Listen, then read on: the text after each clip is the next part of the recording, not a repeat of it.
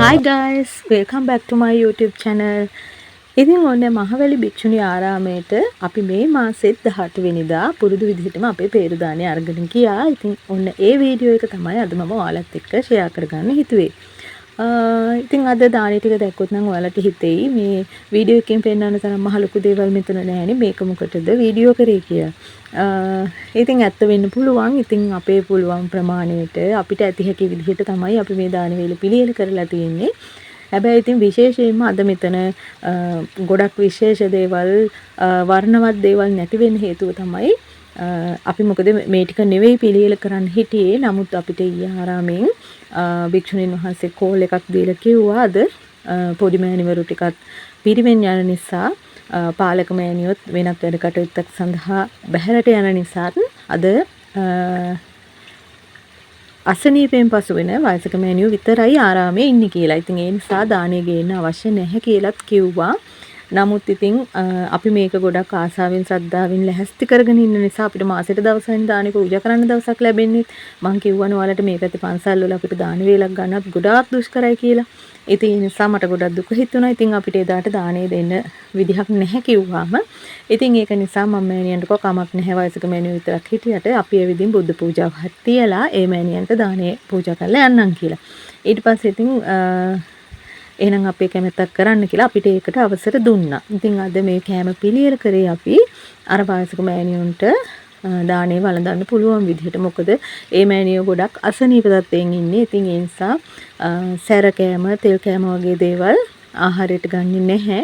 ඉතින් ඒ නිසා අර පත් උනත් බෙරි වෙන්න වගේ උයලා එතකොට හොදි වගේ දේවල් එක්ක තෙල් නැතිව මිරිස් නැතුව වගේ තමයි ආහාරයට ගන්නෙ. ඉතින් අර ඇඹරැලක උනත් හැදුවට ලොකු මෑණියෝ ඒක වළඳන්නත් නැතිව ඇති කියලා මං හිතනවා. මොකද ඒක තෙල් දාලා නිසා. මොකද මම ඇඹරැලක කලින් සූදානම් කරා. ඉතින් මම බුද්ධ පූජාව තියන්න ඕන නිසා ඒකත් අරගෙන ගියා. නමුත් ඉතින් මම හිතුවා ඊළඟ වතාවේ දාන වෙනකොට මේ මෑණියන්ට වෙනම බෙරි වෙන්න වගේ බත් එකක් වෙනම හදලා අරගෙන යන්න ඕන කියලා. මොකද අපි සාමාන්‍යයෙන් කන බොන විදිහට ඒ ගානට උයන බත මේ මෑණියන්ට ගිලින්න අපහසුයි කියලා මට දැනගන්න ලැබුණා. ඉතින් මේ විදිහට දැන් මෑණිවරු නැති නිසා මේ අපිම තමයි බුද්ධ පූජාව හිමත් පිළියෙල කරගත්තේ. හැබැයි අපිට දැහැත් අරගෙන යන්න හමසකුණා පන්සලට. ඉතින් ඒ නිසා ඔන්න ආරාමයේ තිබුණු ඒවැම අපිට දැහැත් පිට පිළියෙල කරලා දුන්නා ලොකු මෑණියෝ. ඉතින් මේ විදිහට අපි අපේ ශ්‍රද්ධාවෙන් භක්තියෙන් පිළියෙල කරගත්ත දාණය මම මේ විදිහට හස්බන්ඩ්ට කිව්වා පූජා කරන්න කියලා බුදුගෙට. ඉතින් අනිත් දාන එක මම අපේ අම්මට කිව්වා ධාතු මන්දිරයට පූජා කරන්න කියලා. ඉතින් මමනේ මේව කොහොමත් පිළියෙල කරේ. ඒ නිසා ඉතින් මගේ අතින්ම මේක පූජා කරන්න අවශ්‍ය නැහැනේ. ඉතින් කවුරු පූජා කරත් පිනමනේ. ඉතින් ඒ නිසා මම ඒ දෙන්නට කිව්වා ඒ විදිහට මේක පූජා කරන්න කියලා.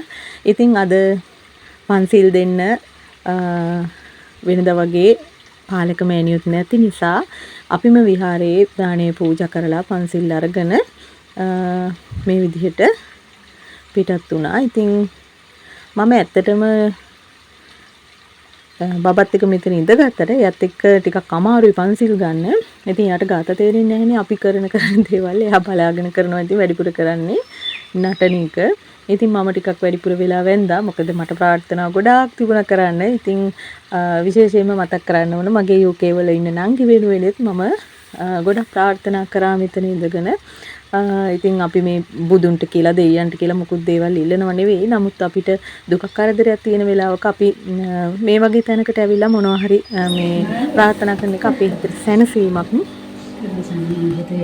නිරෝගී දීර්ඝායු සුබ දවසක් වේවා. සියලු යහපත උදා මේ භවයේදී ධර්ම අවබෝධයෙන් පිණිසතර මොසත් හේතු වාසනා වේවා කියලා ආශාවයි. ඔන්න ඉතින් එන ලෑස්ති වුණා විතරයි. අපේ යෙලි බබා එළියට බහැලා මේ අර ළඟ තේ කෑල්ලක් තියෙනවා. ඉතින් ඒකේ මිනිස්සු දඩු කඩනවා. ඒව තමයි ඔය බලාගෙන ඉන්නේ. ඉතින් අපි එනකොට බයික් එකේ ආවට හස්බන්ඩ් එයා හදිසි වැඩ කටයුත්තකට ගියා දානේ ගෙනත් පූජා කරලා. ඉතින් ඒ නිසා අපිට ආපහු එන්න සිද්ධ වුණේ පයින්. ඉතින් එන්න කලින් අපි බෝධිය ටිකක් නාවල යමු කියලා කතා වෙලාම තමයි ගියේ ගෙදරින්. ඉතින් අපිට අංග සම්පූර්ණ හොඳ බෝධි පූජාවක් කරන්න අවශ්‍යතාවය තිබුණා වුණත් මේ වෙලාවේ හැටියටත් ආරාමේ මෑණිවරු නැති නිසාත් වයසක මෑණියෝ වගේ දේට සහභාගී වෙන්න අමාරු නිසාත් අපිට පුළුවන් විදිහට අද බෝධිය නාවල ආවා. ඉතින් වෙන වෙලාවක ගිහිල්ලා පාලක මෑණියන්ගේ අවසර අරගෙන මේ මෑණියන් සහභාගී කරවගෙන අංග සම්පූර්ණ බෝධි පූජාවක් කරමු කියලා අම්මයි මායි කතා වෙලා අපිට පුළුවන් විදිහට අපි බෝධිය නාවල ආවා. ඉතින් ඒකටත් විශේෂයෙන් හේතු උනේ ඔන්න සුදු ඔයා බලාගෙන ඉන්නවා නම් ඔයාගේ බලාපොරොත්තු අපි ඉෂ්ට කරා. ඉතින් ඔයා වෙනුවෙන් තමයි අපි ප්‍රාර්ථනා කරලා මේ බෝධිය නාවල ආවේ. ඉතින් ඔයාට තියෙන කරදර ඉක්මනට සමනය වෙලා ඔයාගේ ප්‍රශ්න නිරාකරණය වෙන්න කියලා අපි හදවතින්ම ප්‍රාර්ථනා කරනවා තෙරුවන්ගේ ආශිර්වාදයෙන්. ඉතින් මෙහෙම තමයි අපේ ආරාමේ තියෙන්නේ. ඉතින් 820 බුද්ධ ප්‍රතිමා තමයි මේ බෝධි වටේට හදලා තියෙන්නේ. ඉතින් පොය දවසට එහෙම සමහර වෙලාවට මෙතන 820 බුද්ධ පූජාව එහෙම තියෙනවා. ඉතින් එහෙම තියෙන දවසක මම ඒකත් වීඩියෝ කරලා ඔයාලට අරගෙන එන්නම්. ඉතින් ඇත්තටම මෙතන මේ ආරාමයේ අර මං ඔයාලට පෙන්නපු ඒ මෑණියෝ තමයි මුල්වරට මෙතන මැටි ගහලා ආරාමයක් හදාගෙන ඇවිල්ලා තියෙන්නේ. ඉතින් ගමේ මිනිස්සු උදව් කරලා තමයි දැන් මේ අවුරුදු ගානකට පස්සේ මේ තත්වයට හොඳට මේ ආරාමයේ ගොඩනගලා තියෙන්නේ. ඉතින් දැන් මෑණිවරුත් 4-5 නමක් විතර මේ ආරාමයේ ඉන්නවා. ඉතින් දැන් මැටියෙන් නෙවෙයි හොඳට සිමෙන්තියෙන් හදලා මේ ළඟකදී චෛත්‍යයක් හදලා කොටත් පැලැන්දුවා. ඉතින් දැන් අංග සම්පූර්ණ ආරාමයක් මෙතන ඉදි වෙලා තිනවා ගමේ මිනිස්සුන්ගේ සහයෝගයෙන්. ඉතින් පේනව නේද අපේ චූටි බබා අපි පස්සෙන් එන හැටි. ඉතින් මෙහෙම තමයි පුංචි ළමයි. ඉතින් අපි ඉස්සරහින් හරි දේ කරගෙන ගියත් වැරදි දේ කරගෙන ගියත් අපි කරන දේ අනුගමනය කරමින් අපේ පොඩි උන් අපි පිටිපස්සෙන් එනවා. ඉතින් අපි ඉස්සරහින් හරි දෙයක් කරගෙන ගියොත් පිටිපස්සෙන් එන පොඩි එකත් හරි දේ කරගෙන එනවා. නමුත් අපි ඉස්සරහින් වැරදි දෙයක් කරගෙන ගියොත් පිටිපස්සෙන් එන පොඩි එකත් වැරදි දේ තමයි කරගෙන එන්නේ. ඉතින් සමාජයේ සිද්ධ වෙන්නේත් ওই විදිහටම තමයි. ඉතින් ඒක පේනවනේ අපිට ඒක ඇස් දෙකෙම බලා ගන්න පුළුවන් අපේ පොඩි උන් කරන්නේ අපි කරන දේමයි කියලා. ඉතින් ගිය වතාවේ ආපු වෙලාවෙත් හස්බන්ඩ් ආපු ගමන් භික්ෂුණීන් වහන්සේට දන ගහලා වැන්දා. ඉතින් අපි බබාට කිව්වේ නැහැ වඳින්න කියලා. නමුත් තාත්තා කරපු දේ දැක්ක ගමන් එයා දූගෙන ගිහින් වැටිලා භික්ෂුණීන් වහන්සේට ටක් ගාලා වැන්දා. ඉතින් ඒ වෙලාවේ මෑණියෝ කිව්වෙත් ඔය මං කියපු කතාවම තමයි. ඉතින් අපිව ආදර්ශයට අරන් තමයි අපේ දරුවොත් හැදෙන්නේ. ඉතින් ඒක අපි හිතට ගන්න ඕන හැම කෙනෙක්ම වගේ. මං විතරක් නෙවෙයි මං හිතන්නේ දරුවෝ ඉන්න හැම අම්මේ තාත්තෙක්ම ඒකත් හිතට ගන්න ඕන. ඉතින් ඔන්න වැස්සක් එන්න වගේ ඉතින් අපිට බයික් එකේ එන්නත් නැති නිසා අපි ටක් ගාලා එන්න උන හින්දා අපි ඔන්න බෝධිය නාවලා ඉක්මනට එන්න පිටත් වුණා. මොකද 3 wheel එකක් අරගෙන ඉන්නත් නැහැ. ඒ හරිය පාක් එකෙන්ම ගෙන ගන්න ඕනේ. ඉතින් wheel එකක් ගෙන ගන්නවා නම් ඉතින් ඔන්න අම්මා ගියා කලේ තියලා ඉන්න. අපි ඉක්මනට කල ටික තියලා පයින්ම ආවා. මොකද ආරාමේ ඉඳලා ගෙදරට එන්න ටිකක් දුර එන්න තියෙනවා. ඉතින් ඒ ටික දුර අපි බබත් එක්කගෙන පයින් ආවා. මොකද මට පයින් යවෙන වඩුවේ. ඉතින් මම ස්කූටියෙන්මනේ හැම තැනම මෙහෙ යන්නේ. ඉතින් ඒ නිසා මේගොල්ලොත් එක්ක පාට වෙස්සුත් විතරයි මං චුට්ටක් පයින් වෙන්නේ. ඔන්න පේනවනේ බබා චණ්ඩිය වගේ යනවා.